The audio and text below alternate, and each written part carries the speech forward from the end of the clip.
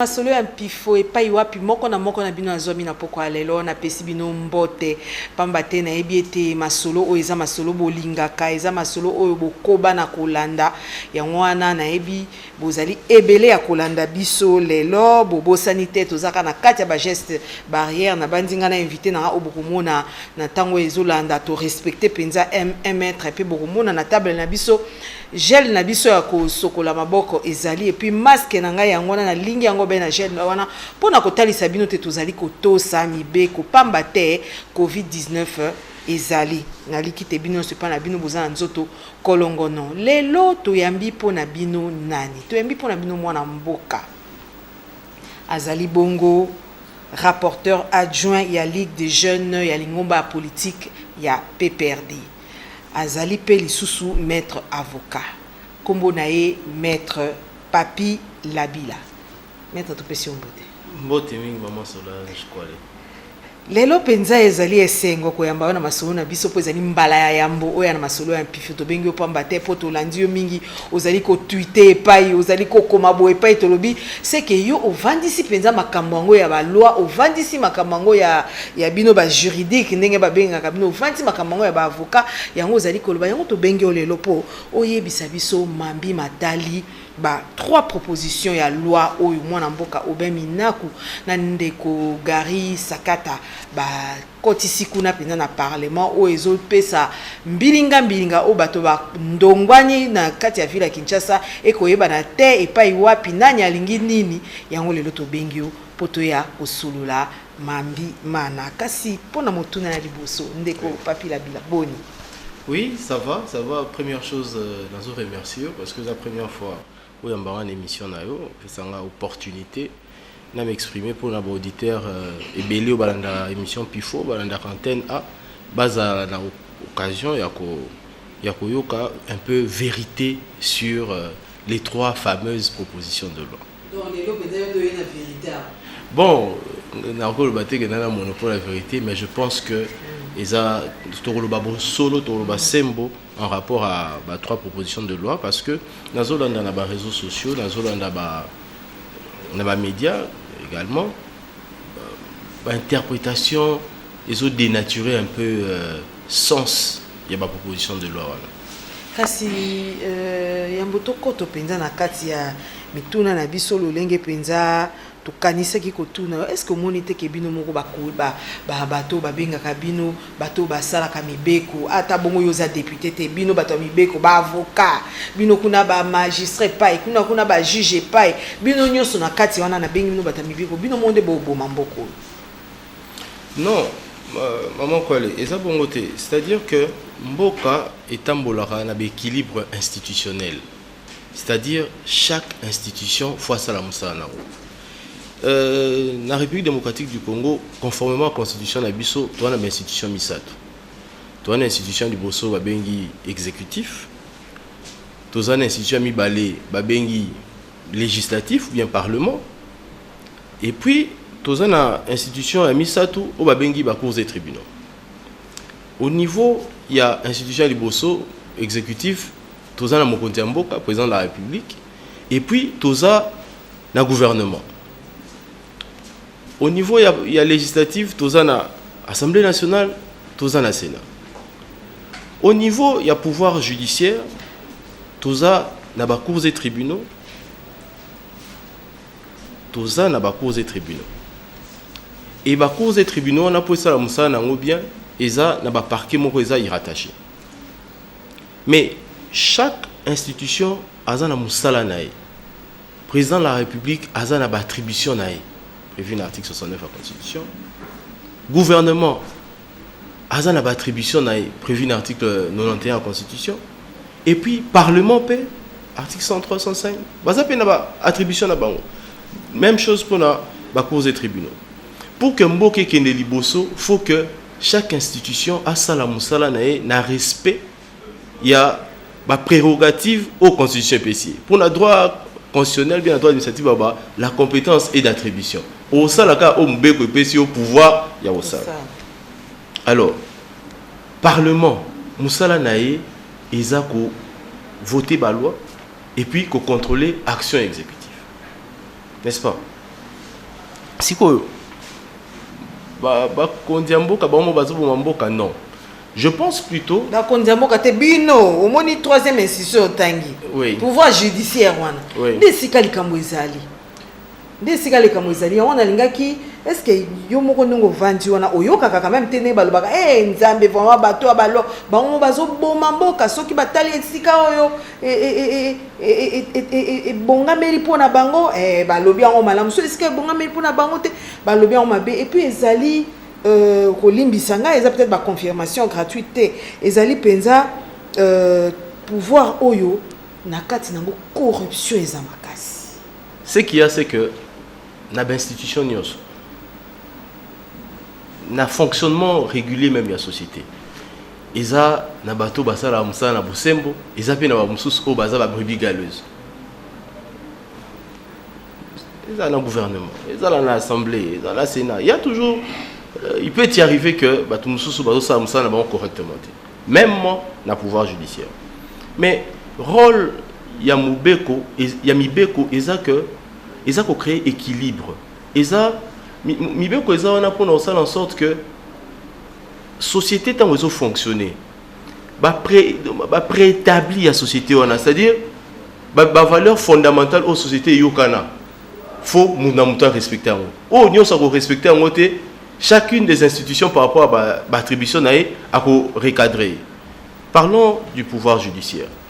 Le pouvoir judiciaire tozwa ba cours et tribunaux musana bango ezako dire le droit ndé baloba c'est dire ko kata makam parquet musana ezako rechercher ba infraction mutu na mutu soki na musala nae azana moi défaillance ezana institution mususu parce que ce n'est que le pouvoir qui arrête le pouvoir ezana institution mususu au rôle nae ezako arbitrer ezako sanctionner.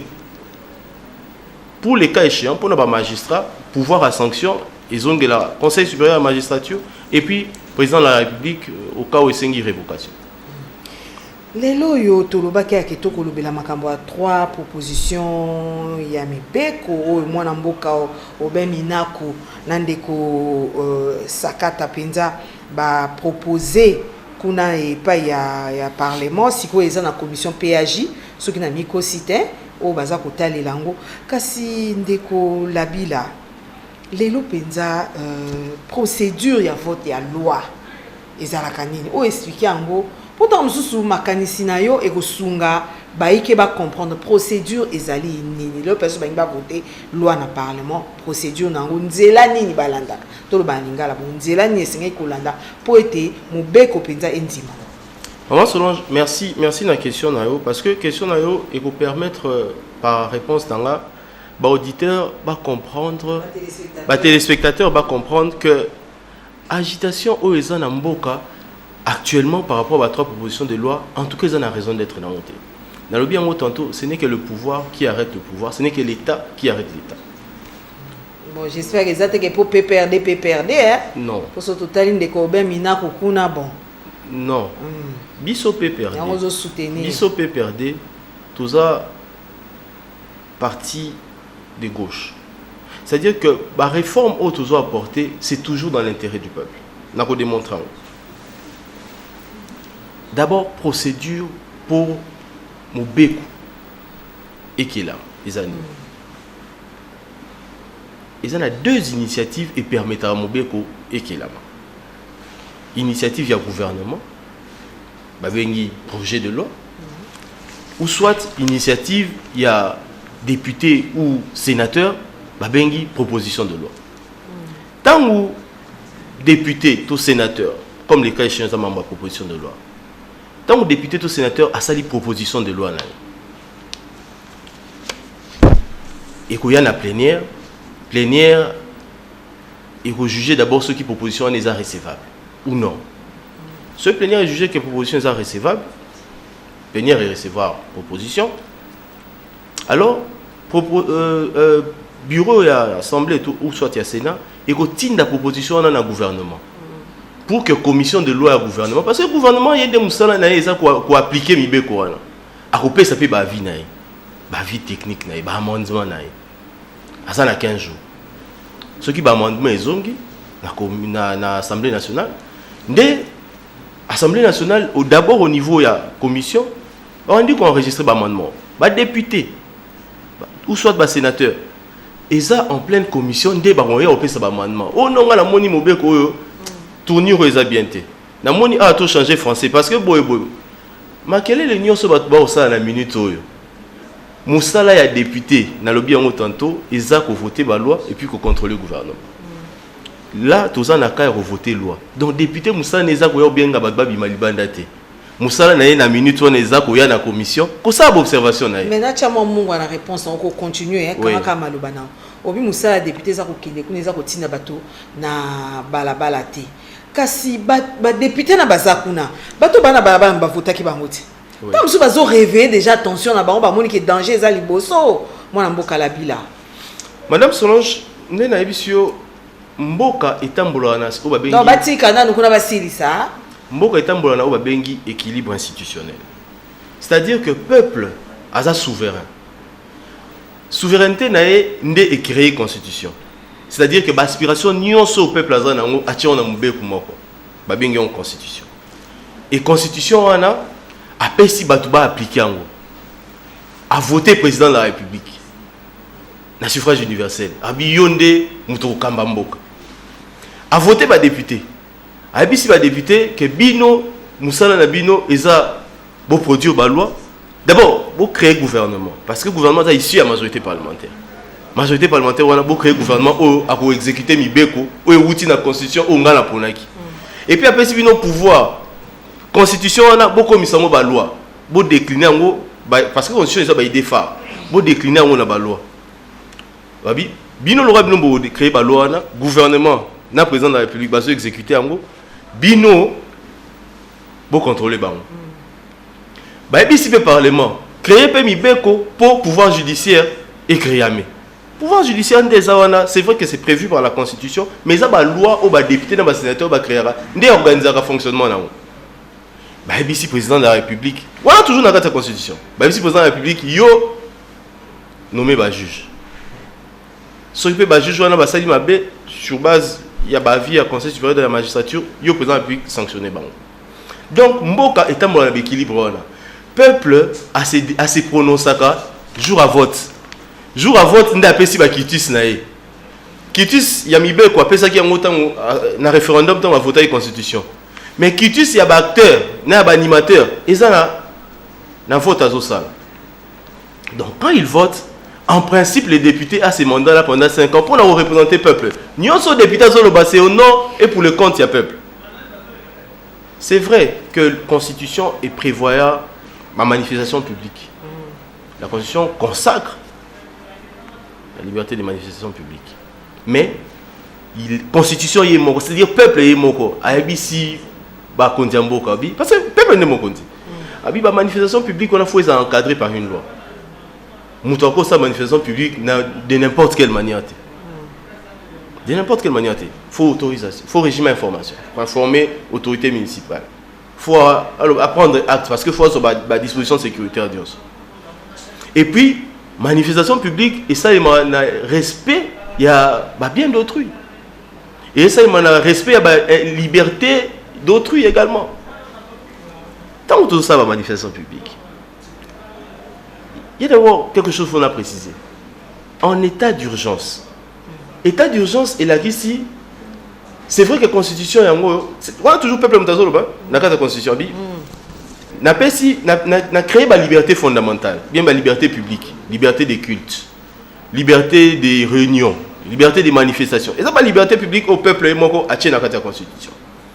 Mais le peuple a lobby fait que en cas d'urgence, c'est-à-dire urgence sanitaire, et que vous avez dû à catastrophe naturelle, et que vous avez dû à la guerre, et que vous avez dû à n'importe quelle raison économique, le peuple a lobby n'a qu'à urgence wana, ils ont une certaine liberté publique où n'a pas renoncé dans notamment et là c'est déjà vous condamné hein tu es déjà qui va réagir notamment et là c'est que vous condamné sur les cas qui notamment liberté de manifestation yangona au nom il y a état d'urgence président de la République a lobby beaucoup d'église alors que liberté de culte est consacrée dans la constitution vous comprenez c'est de la même manière, président de la République, manifestation publique, ils ont suspendu pendant la période d'état d'urgence.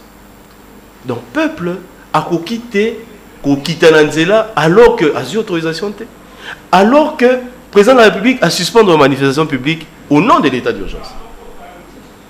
Tout le monde qui au Twitter qui autant qui député moko lobi ye mutu azo manipuler bato wana nyonso tunde ko labila. Biso to constater kaka qui député to constater kaka que alors que il y a eu une interdiction des manifestations, tout le monde constater malheureusement que parti moko s'est réuni ça qui il obi que non bato na ba okita Nanzela tout ça. Vous avez la preuve na yo. Tolanda qui ont besoin de communiquer ça. Mais alors, c'est que Bissotozo Zela du parquet, parce que état de droit, n'a pas défini dans les lignes qui suivent. Qu'est-ce qu'on entend par un état de droit? Quels sont les éléments constitutifs de l'état de droit? Babi état de droit. État de droit est là qui s'y peut que yo muto tindi babu kamibeko, oza auteur intellectuel, il y a infraction à bango. Toyebi batu mususu bakanga la prison, na CPI tout ça parce que bazaki auteur intellectuel a infraction. Et puis bateau bakiti Nanzela en violation il y a loi, en violation il y a ordonnance publique, il y a état d'urgence. Bango pe baza pénalement responsable. L'état des droits il a anticipé que parquet par auto-saisine ou bien par injonction à ministre de la justice, faut on faut la information judiciaire par rapport à ça. État de droit et ça karaté ceux qui non mutuno mon va détourner qui. Parce que Mboka c'est un ensemble. C'est un ensemble. Ndeko papi labila to code bana masolo na biso ozaki na kati ya mwa makambo o etali penza procédure. Siko so na zongeli yo muke poto koti mwa ba détail wana po ezaki peu important. Surtout tikalika na procédure. Donc lelo lo lenge loi wan proposition trois propositions à loi nezo kendeli. Bazali obeminako. Gari Sakata baza dans les bons. Maman baza dans le bon. Engebene na mibe kwa mboka ndenge lobi baza dans le bon bango baza ba député basali musala article 130 et puis si bango prérogative wana ya cause initiative à proposition de loi. D'ailleurs dès l'instant où assemblée plénière qui est souveraine est jugée proposition de bango recevable, ça cesse d'appartenir aux députés qui ont initié la proposition de loi et commis document et à l'Assemblée nationale. Mais alors, Moutounionso, Oyo Amoni a occupé améliorer le texte, à quoi il va propositionner? Bah député. Article 130. En plus de cela, maman Solange Kouale. Bah le texte est inconstitutionnel. Avant la côte dans le fond, il y a texte. Qu'est dit la Constitution, ce qui texte est inconstitutionnel? Le pays n'est pas caporaliser penza nani pouvoir judiciaire. Et il n'y a pas finango penza donc aussi sango valeur on les a autozo yoka parce que bato pe balobi yango baza bato pa en pambate ezali syndicat monene o ya ba magistrat. Maman Kouale avant la côte na fond il y a trois propositions. D'abord fort. Ce qui au ba congolais mususu ba estimer que texte est inconstitutionnel. Qui prévoit la constitution elle-même parce que peuple a zobaté. Peuple tant a voté la constitution là. Nyon c'est zakuna. Que dit la constitution? Article 130 d'abord, qui est initiative et Kokiko-Outa, la députée ou la sénateur. Une fois qu'initiative est là, ce qui va constater que c'est inconstitutionnel, d'abord, gouvernement, il faut appeler sa vie dans les 15 jours. Commission de loi s'est réunie, ça qui est voté à l'unanimité. Dans la commission de loi au gouvernement, ils ont la majorité, bon, ils ont FCC n'a cache. Je ne pense pas que voter qui, suivant quelqu'un pression, c'est parce que analyser le texte, Monique, il n'y a aucune violation de la Constitution. Très bien. Commission d'abord et assemblée, commission PAJ, qui analyse les textes. Bazac plus de 50, 60 députés. Je ne pense pas que l'Union s'est trompé à la fois pour que l'article ils ont violé la Constitution. En plus de cela, article 135 de la Constitution. Ce qui est l'Assemblée nationale ici, et il la seconde lecture dans le Sénat. Sénat peut que tous les sénateurs, la commission, il y a PAJ à Sénat. Ce qui va disposition violant la Constitution, je ne pense pas. Ce qui va aussi ici dans le Sénat, comme c'est une loi organique, article 160 de la Constitution, les lois organiques, avant le président de la République a promulgué, loi organique et des cours constitutionnels pendant 30 jours pour cours constitutionnel et analyser loi. Et bon, ils en ont 30 jours pour que se prononcer sur une loi constitutionnelle ou pas. Vous connaissez pas juge à cours constitutionnel, ceux qui ont disposition constitutionnelle, ils ont l'exemple. En plus de cela, Mokondi Mboka, président de la République, c'est lui le garant du bon fonctionnement des institutions. Sur base de l'article 137, Azan a pouvoir, il y a qu'aux sa texte dans l'Assemblée nationale pour la seconde lecture. Sur base de l'article 139, Azan a pouvoir, il y a qu'aux texte à tenir dans la Cour constitutionnelle pour l'analyse. Mais pourquoi est-ce que vous s'agiter? Bateau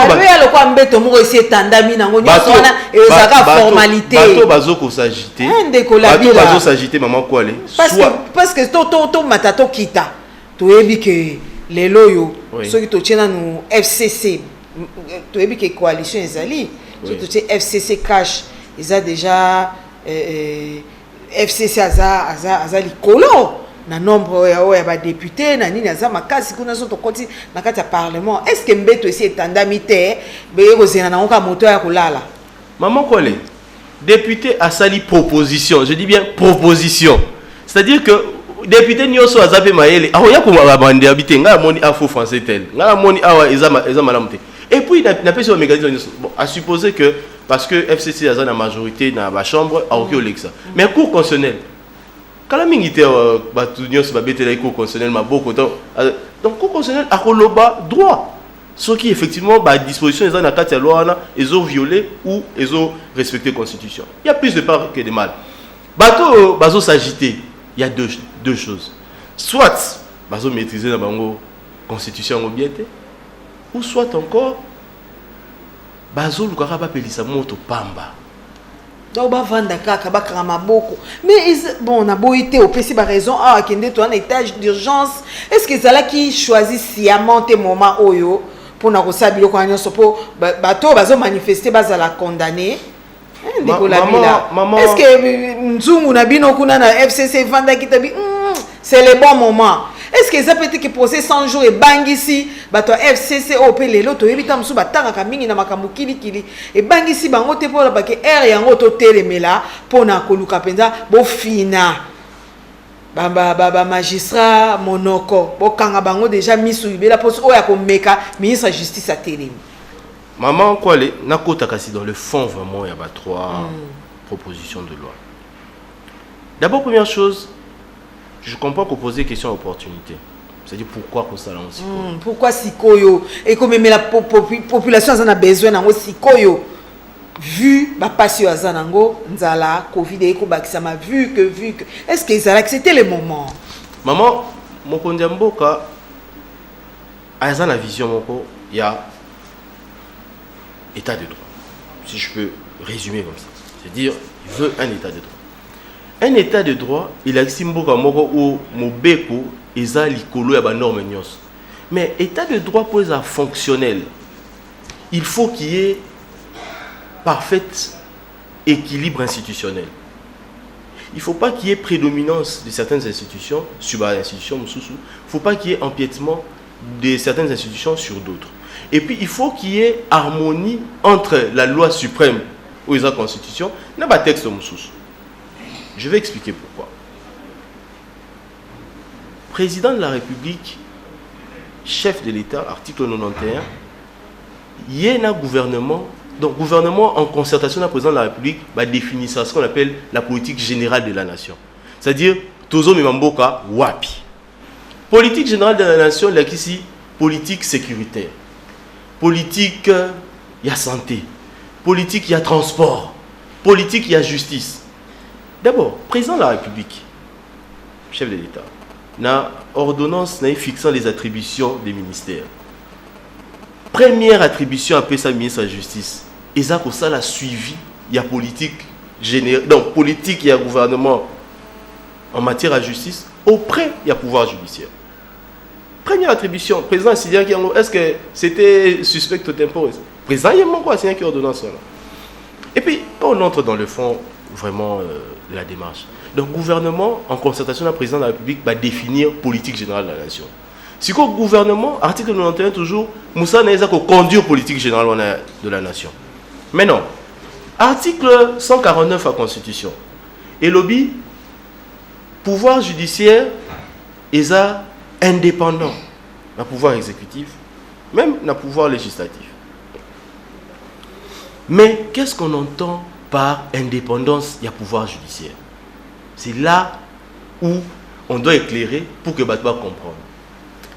Le pouvoir judiciaire est scindé pratiquement, hein, parce que sur le texte, on parle de... sur l'article 149, la Cour des tribunaux.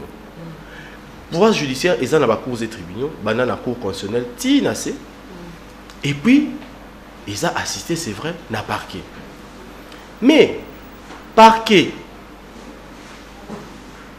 le parquet, ils ont la plénitude d'action publique.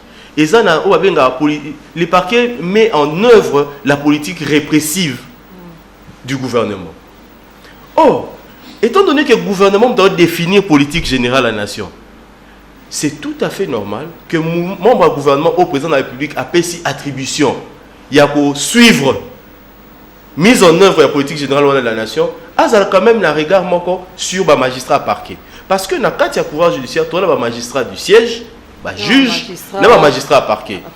Le magistrat du siège, le juge, indépendance est consacrée par les articles 149, 150, 151. Clairement dit, les juges sont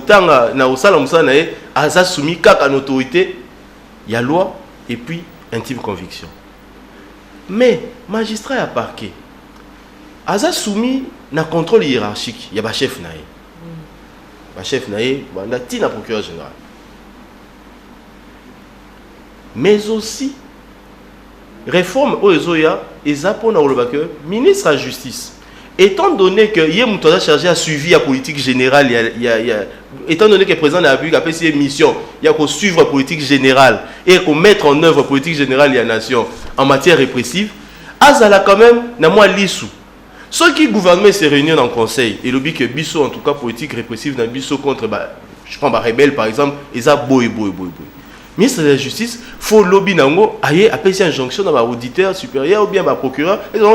Mon condamboka exécutif a conduit politique sécuritaire, politique pénale a décidé que faut ouvrir l'information judiciaire.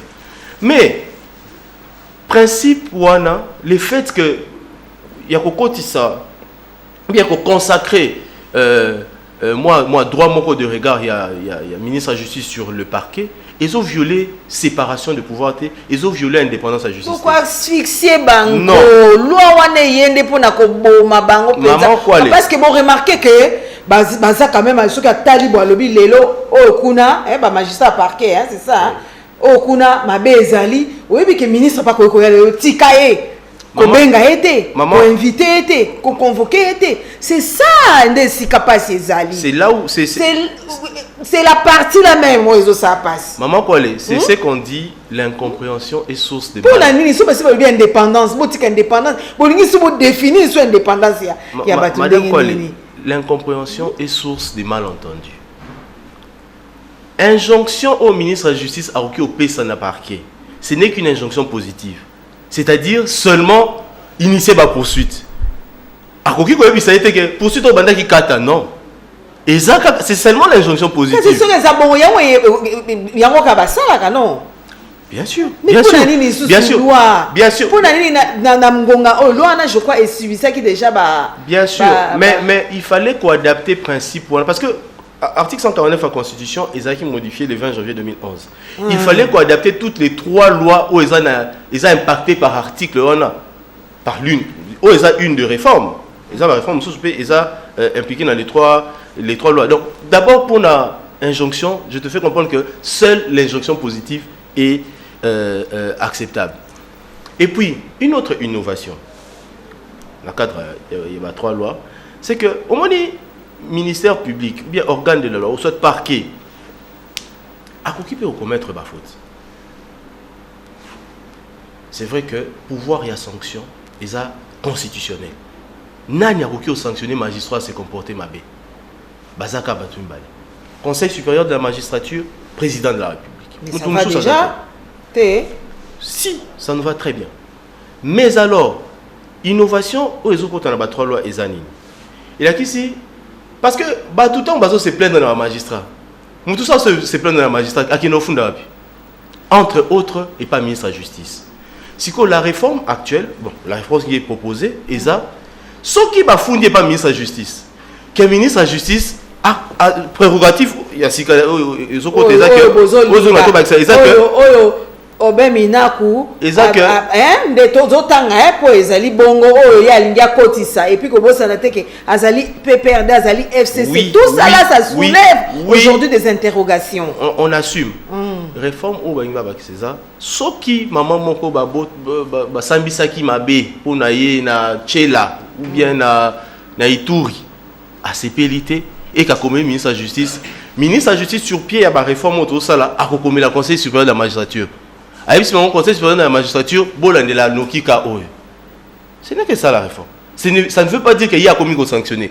Pour les régimes de la sanction, ils ont émané la Constitution. Mais si les Zaka Ponango, Nicolas Bila, si les Zaka Ponango, mais pas Tigakara Nenge Bazalara déjà, dans le conseil supérieur, il y a magistrature, et puis dans la présidence de la République. Pas Tigakara, on va contrôler, et l'Okoni ni Penza, et l'Okoni ni Penza, et fonctionnaire qui était à Makassi depuis là, il y a un pénal, les lots,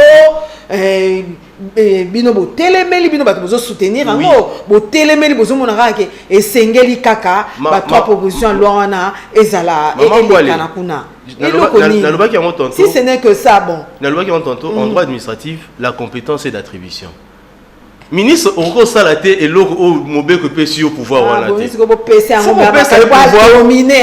il y a redominer parce que conseil supérieur de la magistrature ministre de la justice a membre d'angoté président de la République a membre d'angoté et ça constitué kaka n'a pas chef à la juridiction n'a pas chef à la parquet non n'a pas chef à la parquet non vous en comprenez les gens s'agitent pour rien maman quoi l'innovation c'est que le ministre de la justice Azala qui sache constater et informer le conseil supérieur de la magistrature que Kala Nazukatel en tout cas Bolandelango rapidement parce que Bilon de besoin de pouvoir sanctionner. Mais pour n'y Salama Kiata président honoraire Joseph Kabila Zaki n'a pouvoir pour ni les. Mais maman quoi il n'est jamais tard, il n'est jamais tard pour mieux faire. Il n'est jamais tard pour mieux faire. Et puis président de la République a une vision, il y a état de droit. Et ça va mesure pour accompagner l'état des droits. Maman quoi la loi a ce qu'on appelle un caractère général et impersonnel. Mobeko ezala pour la mutute, c'est pour tout le monde à la fois. Et ça général et puis impersonnel. Ministre de la justice, peut-être que le lobby a IDPS. Pas tout ça dans la coalition. Peut-être que le lobby on a un médaille. Donc agitation union soso mona ezaba on va dire en français ce sont des élucubrations inutiles. Parce qu'on parle du fond à 3 lois. Une autre innovation. C'est vrai que le Conseil supérieur de la magistrature, c'est l'organe vraiment suprême dans le fonctionnement de la justice. Mais le député Sakatana Minakou a proposé également qu'en marge, il y a une assemblée à Conseil supérieur de la magistrature, qu'il y ait une conférence des procureurs. Où ils ont permettre au gouvernement, par cet atelier-là, à communiquer une fois par année politique répressive na magistrat. C'est biso gouvernement, voici comment est-ce qu'on entend appliquer la politique répressive. Mais c'est une concertation positive. Oui. Deuxième point au soulever pour la Tina Mbekouana. Na ebité bato mingi ya mayelo bazovanda. Tant ba bolubi réunir ba procureur, ba sarani conférence des procureurs pour ministre ya repesa talisa bango sous politique ya gouvernement. Non moi était ça ba injonction hein. Non, eza injonction té. Eza injonction té. C'est-à-dire que gouvernement yé doit définir politique répressive. Gouvernement doit définir politique répressive naïe. Oui ou non? Eza constitutionnel. Magistrat, il y a Moussala Naïza qui repérer votre infraction et puis qu'on défère dans le tribunal. Si le gouvernement faut appeler un mécanisme où communiquer na parquet politique répressive. C'est une consultation positive C'est un cadre d'échange. C'est ça positif pour la maman quoi aller nyonso ka positif ate sika moko to ko lobata te mais na sika mais na monike mwana mboka mina kuna sakata e bonga basala na mwa bongo ata ne longo mwa bongo te maman quoi aller nyonso ka iyo maman quoi aller oyebi ya batu oyo bazo boya bazo s'agiter na répéter terme wana et ça parce que bazo boya un débat de fond. Bon, ce qui a supposé que Mambo ne soit le bizarre lokuta, mais pas plénière et assemblée nationale, là, Sénat, ils allaient en direct. Et les canaux commission, et les canaux plénière, peuple, peuple à Rolanda. Le peuple va voir qui dit la vérité. Procès, les qui a tout le monde médiatisation, surmédiatisation, procès. Juge à lobby droit, mais Mouton Toupé a sali à se faire conviction d'ailleurs. Au lebo mais ma débat moi scientifique et technique nanzela posons manango na place oyo batu ba réfléchir et puis du choc des idées va jaillir la lumière. Maman quoi les débats oyo toujours ça là lelo na Congo ça a eu lieu récemment en France. Syndicat wa magistrat c'est leur droit de dire non biso de totika na système akala. C'est leur droit. Ils sont habitués à ça. Mais un état ce sont des équilibres institutionnels. Ce qui est constitution PC pouvoir il y a quoi améliorer disposition légale à ça c'est non même les magistrats vont s'incliner. En France il y a eu le même débat et conseil constitutionnel et puis ça qui raison d'abord au bazar qui soutenir que soumettre magistrat à parquet n'a contrôle hiérarchique, ça ne viole pas l'indépendance. Il y a même un principe général de droit. Comparaison n'est pas raison. On a biso bato ça la droit. Comparaison n'est pas raison. On a biso bato ça la droit. Indépendance, il y a magistrat du siège, bien un juge. Ils sont caractérisés par le fait que pour le dire le droit, ils ont soumis caca l'autorité à la loi et puis intime conviction. Pour un magistrat à parquet, ils ont un principe bon baba, la plume serve. Mais la parole est libre. C'est procureur a quoi recevoir une injonction pour ouvrir une information judiciaire. À ouvrir. La plume serve. Mais la parole est libre. C'est-à-dire que un réquisitoire naïe. Il va dire ce qu'il pense en intime conviction. C'est un principe général de droit. Le magistrat va contredire la tête. Donc, indépendance, il y a magistrat du parquet, bien magistrat debout. C'est caractérisé par principe. Voilà. La plume est serve, la parole est libre.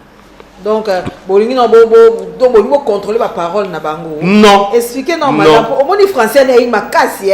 Maman, quoi? Quand la bataille qui est na Twitter, oh, mettre la bille à qui aussi, comme maman, c'est maman, quoi? Magistrat, bah, occupé cette injonction pour ouvrir action. Information judiciaire mais na il y a réquisitoire ndé tolanda na procès au les cas tant au ministère public fois loba avis na avant juge akata na moment wana il ne subit pas l'injonction à qui n'est bandé c'est l'intime conviction na yé sur base il y a instruction au asali simba ah est-ce maman tike la yango penza maman quoi les tike la na serve wana penza j'espère qu'il ngapa na comprendre ngo malamu est-ce que maman quoi les so qui to lingi mboke kende liboso faut biso nyonso tozana esprit ya ko respecter mibeko so ki biso moko tozana tozobanga tozomona ke mibeko tozala muta ko respecter ngote mais c'est qu'on ne croit pas dans ce pourquoi on est en train de se battre. Donc, maman, quoi, si je veux me résumer, trois réformes, ce sont des réformes qui viennent accompagner la vision du président de la République, la vision du gouvernement, d'un état de droit. La vision du gouvernement, ça vient matérialiser, ou bien conformer trois lois. Loi sur le Conseil supérieur de la magistrature, loi portant organisation de juridiction de l'ordre judiciaire. Bon, ce sont toutes des lois organiques, hein. Que trois lois, et c'est conformé à la disposition de l'article 149 de la Constitution. Donc, c'est vraiment dans l'intérêt de la bonne administration de la justice. Selon FCC, hein? Selon Moutounion, ce hasard est pris de bon sens. Si vous voulez vivre à Kinshasa, vous avez politique, vous avez avocat, vous avez Moutoua Mayele, vous avez Moutoua Boigna. ata soki bato batali ke balobi oza elenge mais mutu penza esalaka ndeko labila lelo est-ce que omoni ke libala oyo ya FCC na cash tozongoka na ndenge ya libala matata nde eumelaka ekoumelaka kaka to mona okaka donc libala esekufi parce que avec nyonso tokomona penza yo koloba nini maman Kole dans le pays nyonso monde les coalitions ou soit les cohabitations ils ont des circonstances atypiques, c'est-à-dire il y a des cas particuliers. Dans le raison tant que le peuple a voté à président de la République, a voté pour les députés. Parce que sur pied, il y a la constitution il y a 18 février, le président de la République a plutôt une compétence liée que une compétence exclusive. La compétence exclusive à président de la République, c'est belleté.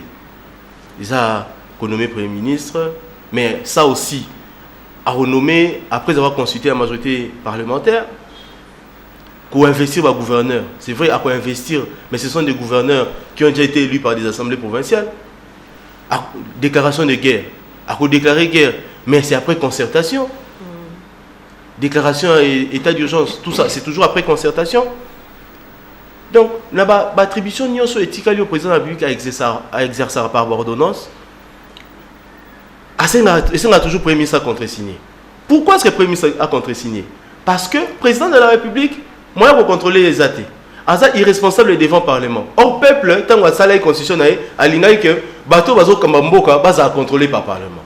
C'est pourquoi le Premier ministre contresigne les ordonnances pour endosser la responsabilité à l'acte au président de la République à poser devant le Parlement. Alors, le peuple, si autant qu'il a voté président de la République, il a le choix.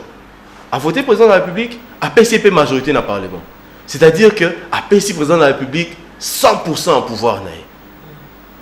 À chef de l'État, et puis à impulser le gouvernement. Mais c'est arrivé, on est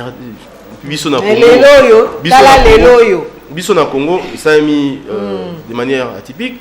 Et ça a mis en France, tous les Nabaka Mitterrand Balladur, tous les Nabaka Chirac. Mitterrand souffra qui hein? Oui. A souffra qui kasi on a besoin profiter kasi a souffra qui pourquoi? A souffra qui tant à kutana ki na ka o a souffra qui pourquoi? Parce que les cas à Mitterrand, les cas à Chirac, ils ont plutôt opté pour une cohabitation.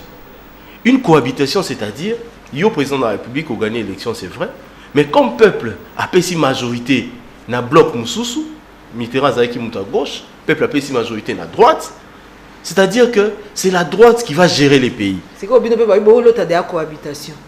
Mais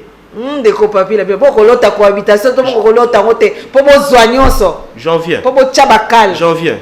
Mais alors, bisotant de une élection en décembre 2018, Bilenge mi leader mi balé, président, il y a bloc nabiso, il y a FCC, Joseph Kabila Kabange, l'autorité morale il y a cash, président Félix Antoine Tshisekedi, en lieu et place de la cohabitation qui n'est pas forcément avantageux pour la République, parce que une cohabitation, c'est-à-dire que même la vision pour laquelle le président de la République va voter là qui est, c'est pas évident qu'il y a rematérialisé. Parce que le programme que vous avez exécuté, c'est un programme à gouvernement. Bien que la définition d'un mot, va consulter quand même. Non. Tout ça, ça a énergie. Majorité n'a salé l'ango pour que permettre que vision n'a eu la matérielle. Est-ce que vous salé l'ango vraiment? C'est majorité on a penza au non, les gens viennent. Ça qui lokola bochena sani bochebo et la majorité n'a au salé l'ango pour que mboki kende liboso. Alors c'est ça la coalition. C'est vrai que comme c'est une première expérience, c'est pas évident que Bandeli, et Bandeli a toujours un moment de tâtonnement, mais c'est la seule voie par laquelle Mboka et Kokyo Kendi Bosso. Une cohabitation sera encore plus compliquée que coalition autoso vivant. Pour les uns, pour les autres, ou bien pour un seul groupe? Pour tout le monde. pour tout le monde. Faut pas voir les intérêts. Faut pas voir les intérêts à ma parti politique, mais il faut voir les intérêts du peuple. Oh, a décidé bon. Peuple a un choix. À quoi qu'on vote FCC, APC, FCC, na majorité président de la République, na majorité parlementaire. Tout comme encore sa président Tshisekedi, na élection comme président de la République et puis la majorité parlementaire. Mais peuple a lobby non. Je voulais le changement. Je veux au sommet de l'État un autre président de la République. Mais je conserve aussi l'expérience du FCC parce qu'ils ont eu à gérer. Je pense que mettre cette mayonnaise ensemble. Il y a à dire, si on a une élection, si on a dit que bon, il y a un principe de droit. Acteur une coupe probation. Ça la allégation là, on ne faut pas prouver. Moi, je suis un républicain. J'ai vu que CENI, qui est l'organe habilité sur pied de l'article 211, a publié un résultat. Cour constitutionnelle, qui est aussi l'organe habilité sur pied de la Constitution, a confirmé le résultat. Je m'incline. Donc, biso peut perdre. Déclaration de Sali Lobby et ça que le baboué. Ce qui va allier na biso, bazo mona lisusu avantage aux en coalition té. Bazo mona que eza nango tinate ko en coalition. Comme constitution et biso peut prérogative ya continuer en cohabitation ti fait un mandat. Alors dans ces cas, sans honte, to kene na cohabitation, to continuer au travail pour améliorer on peut pas citer qu'on basculer coalition cohabitation. Et ça pas citer parce que la constitution prévoit en gros. Mais est-ce que c'est l'idéal au stade actuel? Point d'interrogation. On a confiance dans le leadership du président Kabila et puis président Tshisekedi. Vous savez, maman, Mboka, les grandes décisions, les grandes orientations pour le développement Mboka, des fois, ils ont entre 2, 3, 4, 5 personnes. Les grandes orientations. Parce que Mboka, ils ont un moment très particulier. Alors que tout le monde avait prédit déluge dans Mboka. On a organisé des élections sur fonds propres. On a eu une passation civilisée des pouvoirs. Mais ça met mal à l'aise beaucoup de gens. Même dans la sous-région. Mais pour ça, on a été... Dans le moment il y a des incursions, il y a l'armée angolaise dans Lukula. Il y a des incursions, il y a ex-Balaka, Seleka, tout ça, dans la province de Nord Ubangi. Il y a des incursions, des Mororo, tout ça. Des ADF Nalou. Quand on va au sud un peu vers la province de Tanganyika, des incursions de Zambiens. C'est-à-dire qu'il y a une convoitise. Il y a un mot qu'on a biso. Si on a biso à l'interne, tout ça conscient en côté.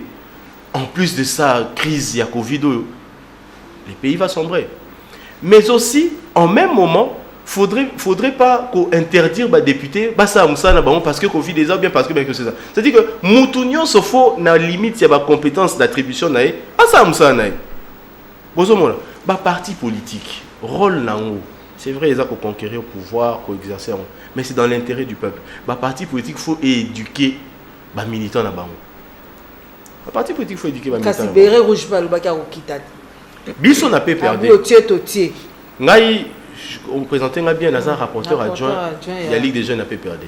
C'est vrai qu'on reçoit une pression.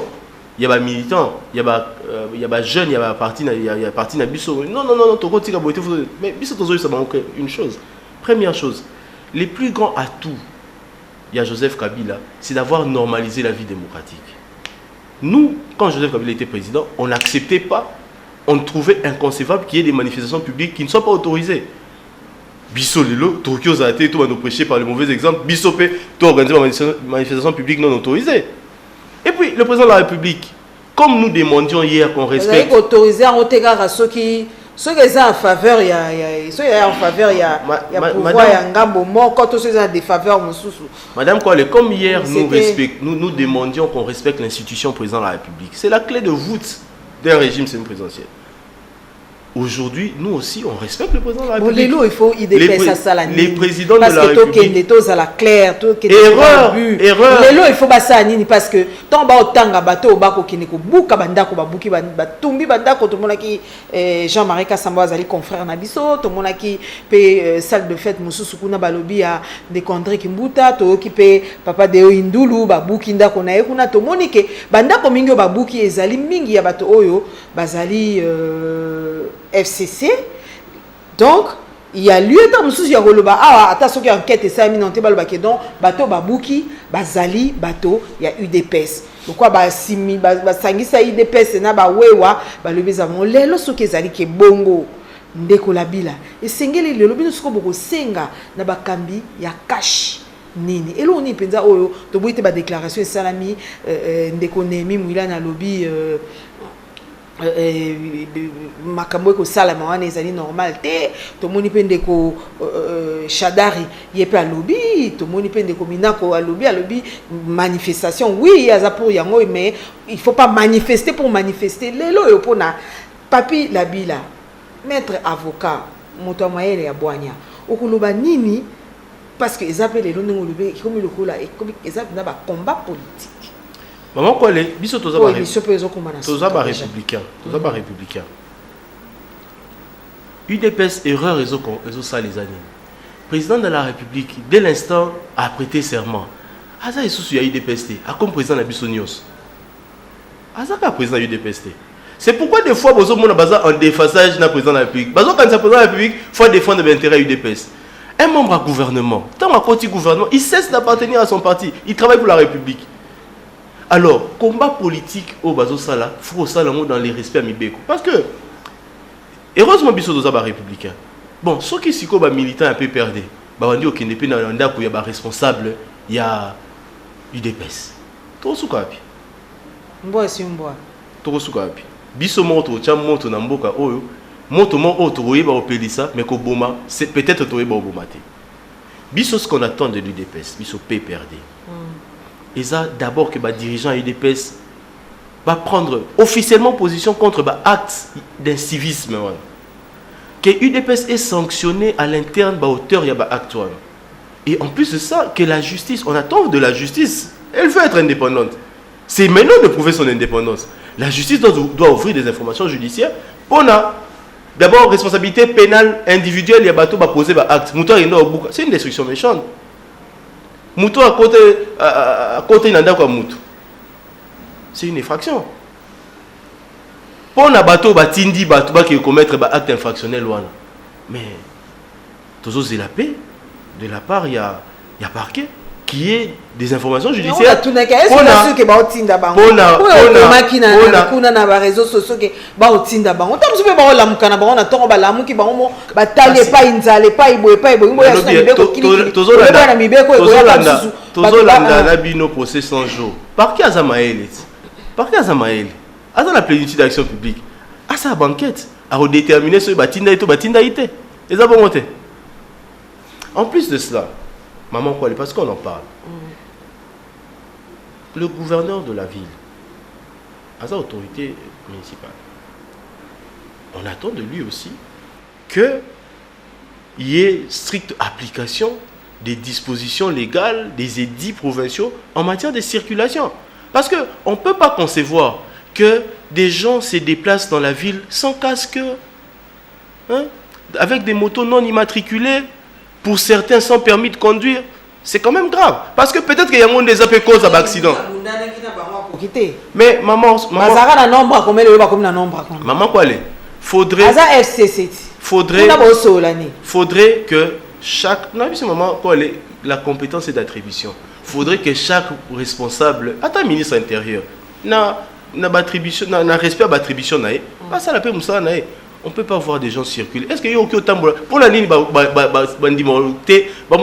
sans plaque au moins bureau de l'Andio, mais monter à sans plaque, on laisse passer. À sans casque, mais c'est un danger pour lui et pour les autres. Moutou a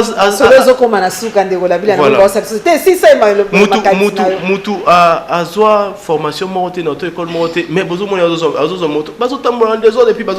de pour sécuriser la population. Et ça, c'est pour de ligne baronté, c'est ça, mon frère. Mais pour les sécuriser, il faut que les lois de la République soient respectées. Parce que la loi, on a créé une meilleure harmonie sociale. Biso batuni mutuna tutuna kiobe mituna na biso lelo na mwana mboka papi la bila wa azali rapporteur adjoint à Ligue des jeunes et a peu perdre azali pe avocat